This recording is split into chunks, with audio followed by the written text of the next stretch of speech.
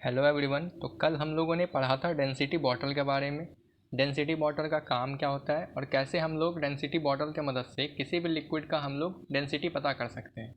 ठीक है, आज हम लोग पढ़ेंगे कि डेंसिटी में होने वाला वेरिएशंस किसके वजह से, टेम्परेचर की वजह से। अगर हम लोग किसी भी मैटर का, अगर सब्सटेंस का, किसी भी सब्सटेंस का टेम्परेचर इंक्रीज़ या डिक्रीज़ करते हैं तो उसके डेंसिटी में क्या फ़र्क पड़ता है। तो पहला मैटर हम लोग ले लेते हैं सॉलिड। अगर कोई भी सॉलिड का सब्सटेंस है, पहली बात हम लोग को पता होना चाहिए कि सॉलिड को अगर कभी भी हीट करते हैं तो वो ज़्यादा एक्सपेंड नहीं करता है। वो थोड़ा बहुत बिहेवियर दिखाता है एक्सपेंसन का, लेकिन फिर वो एक्सपेंसन मतलब ज़्यादा दिखाता नहीं है। इसी वजह से जो सॉलिड का डेंसिटी होता है वो भी ज़्यादा चेंज नहीं होता है टेम्परेचर के वेरिएशन की वजह से। ठीक है। और लिक्विड और गैसेस का अगर बात करें, जैसे जैसे हम लोग टेम्परेचर इंक्रीज़ करते हैं लिक्विड और गैसेस का, उसका जो डेंसिटी होता है लिक्विड और गैस का वो डिक्रीज़ होता है। और डिक्रीज़ होने की वजह से जो भी, जैसे कि मान लीजिए किसी भी लिक्विड को अगर हम लोग हीट करते हैं तो हीट करने की वजह से क्या होगा, उसका जो मॉलिक्यूल्स होता है वो थोड़ा और पार्शियली डिवाइडेड होगा और थोड़ा दूर दूर होगा। बीच में क्या होगा, उनके जो एनर्जी होता है, फोर्स ऑफ अट्रैक्शन, वो थोड़ा कमज़ोर पड़ेगा, जिसकी वजह से जो लिक्विड का मॉलिकुलर ये होता है, स्पेस होता है, वो बढ़ जाएगा। तो जैसे जैसे हम लोग इंक्रीज़ करते हैं लिक्विड और टेम्परेचर, लिक्विड का या गैस का टेम्परेचर इंक्रीज़ करते हैं तो उनका जो डेंसिटी है वो कम हो जाता है। इसलिए हम लोगों ने जो डेंसिटी का फॉर्मूला पढ़ा हुआ है, डेंसिटी इक्वल टू क्या होता है, मास बाय वॉल्यूम। इसमें क्या दिख रहा है हम लोग को, जो डेंसिटी है वो इन्वर्सली प्रोपोर्शनल है किसके, वॉल्यूम के। जैसे डेंसिटी अगर मान लीजिए हम लोग इंक्रीज़ करेंगे, डेंसिटी इंक्रीज़ करने पे क्या होगा, वॉल्यूम डिक्रीज़ करेगा। अगर हम लोग उल्टा कर लें, डेंसिटी को अगर इंक्रीज़ करना चाहें तो वॉल्यूम को हम लोग को डिक्रीज़ करना होगा। इसी तरीके से हम लोग पता कर सकते हैं कि लिक्विड और गैसेस का जो डेंसिटी होता है वो इन्वर्सली प्रोपोर्शनल होता है टेम्परेचर के। हम लोग कंसिक्वेंसेस पढ़ेंगे किसका, जो डेंसिटी के इसमें दिखता है हम लोग को टेम्परेचर बढ़ाने या घटाने पे। तो अगर लिक्विड में, अगर लिक्विड का बात किया जाए तो लिक्विड में क्या होता है, तो कन्वेक्शन करंट होता है लिक्विड में। कन्वेक्शन करंट का पहले मतलब समझना है होता क्या है। अगर मान लीजिए हम लोग एक बाउल में पानी रख के उसको बॉयल कर रहे हैं, तो बॉयल करने के टाइम क्या होता है, जैसे इसको नीचे से हीट दे रहे हैं तो ये जो नीचे का पोर्शन है वाटर का वो पहले हीट होना शुरू करेगा। ये हीट होगा तो इसका एक प्रॉपर्टी होता है, प्रोसेस होता है, जैसे ये नीचे का हीट करेगा तो ये जो पानी है वो ऑटोमेटिक ऊपर की ओर भागेगा, ऊपर की ओर भागेगा, और जो ऊपर का जो कोल्ड वाटर है वो फिर नीचे की ओर आएगा।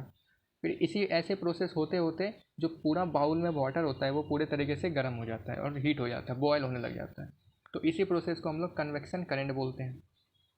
ये सेम प्रोसेस गैसेस के लिए भी होता है।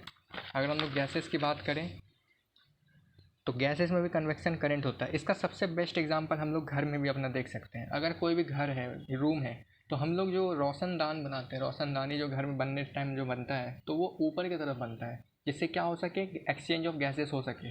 तो ये कैसे होता है, जैसे ही हम लोग मान लीजिए घर में गर्म हवा होता है तो गर्म हवा का क्या ये प्रॉपर्टी है कि वो हमेशा ऊपर की ओर भागता है। गर्म हवा हमेशा ऊपर की ओर भागेगा, तो रूम से अगर ऊपर जाएगा तो रोशनदानी मिलेगा और रोशनदानी से वो फिर हवा बाहर निकल जाता है।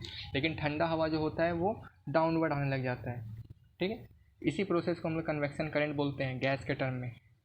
इसलिए हम लोग देखते होंगे किसी भी रूम में या गोडाउन में जो एग्जॉस्ट फैन लगाया जाता है वो ऊपर की तरफ लगाया जाता है, ताकि जो गर्म हवा ऊपर गया हुआ रहता है वो आराम से एग्जॉस्ट फैन की मदद से बाहर चला जाए। ठीक है। अब हम लोग रिलेटिव डेंसिटी पढ़ेंगे। रिलेटिव डेंसिटी नाम से ही रिलेटिव से पता चल रहा है इसका कुछ ना कुछ रिलेशन होगा, या एक तरीके से कंपैरिजन कर सकते हैं हम लोग किसी भी दो डिफरेंट मैटर के डेंसिटी के बीच में। तो इससे हम लोग क्या पता कर सकते हैं, रिलेटिव डेंसिटी का काम क्या है। तो इसके मदद से हम लोग किसी भी सब्सटेंस का वो फ्लोट करेगा या सिंक करेगा, मतलब वो तैरेगा या डूबेगा किसी भी लिक्विड के ऊपर, वो हम लोग पता कर सकते हैं रिलेटिव डेंसिटी की मदद से। जैसे वाटर का डेंसिटी हम लोगों ने कल पढ़ा था कि 1 ग्राम सेंटीमीटर क्यूब होता है, केरोसिन का कुछ और होता है, डीजल का कुछ और होता है, मतलब डिफरेंट डेंसिटीज़ के यहाँ पे लिक्विड रखे हुए हैं। तो इसमें अगर कोई भी सब्सटेंस अगर हम लोग रखते हैं तो क्या वो डीप करेगा, मतलब अंदर जाएगा, सिंक करता है, या फ्लोट करेगा, ऊपर में रहेगा। तो ये हम लोग कैसे पता कर सकते हैं, तो रिलेटिव डेंसिटी की मदद से। ठीक है। अगर मान लीजिए हम लोग का एक यहाँ पे क्वेश्चन आया हुआ है। क्वेश्चन क्या है, have you ever wondered why a cork floats while a nail sink in water. हम लोगों ने देखा होगा कि जो कॉर्क होता है वो हल्का होता है, पीस रबर का पीस होता है, उसको हम लोग अगर पानी में रखते हैं तो पानी में रखने की वजह से क्या होता है, वो कॉर्क जो है पानी के ऊपर तैरने लग जाता है। लेकिन वही एक कांटी होता है, अगर उस कांटी को हम लोग पानी के ऊपर रखते हैं तो वो कांटी सिंक कर जाता है, मतलब डूब जाता है। ऐसा क्यों होता है, तो ऐसा डेंसिटी के वजह से होता है। कैसे? जो कॉर्क का डेंसिटी होता है वो बहुत कम होता है, किसके मुताबिक? लिक्विड के मुताबिक, ठीक है। जो लिक्विड का डेंसिटी है वो ज़्यादा है और जो कॉर्क का डेंसिटी है वो कम है, जिसके वजह से जो कॉर्क है वो ऊपर में ही फ्लोट करता रहता है।